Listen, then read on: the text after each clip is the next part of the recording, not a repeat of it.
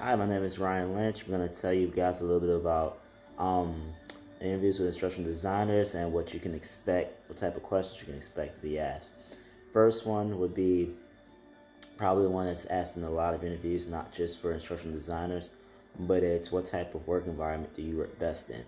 Do you work better as a team, on a team, or do you work better as an individual or solo without a team? So that question is kind of tricky depending on who you're going to work for. It's a question based pretty much on independence, saying, do you need a team to get your work done, or can you be relied on to do it by yourself?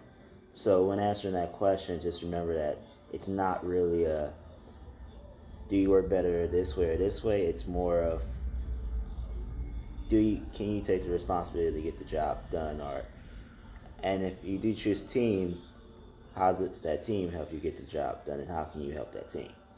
So another question that you may be asked is, and I'll go ahead and drop this one out first, would be, where do you see yourself in 5 years? So that's a tricky question because, of course, in 5 years, you may not know where you see yourself. Do you see yourself in that company? We don't know. But what you do want to do is go ahead and say that you do see yourself in that company in 5 years, at least in some aspect of that job. If not that job, what's the next job up? They want to see that you actually want to be in that company and move up in that company and be an asset to it, and not just another notch on the resume. So the last question you may be asked is, how do you work with subject matter experts?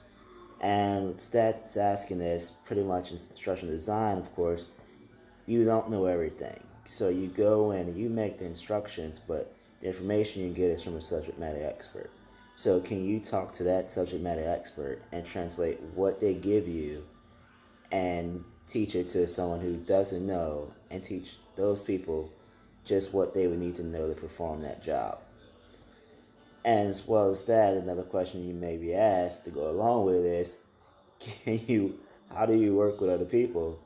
Can you teach other people? So it's kind of a 2-for-1.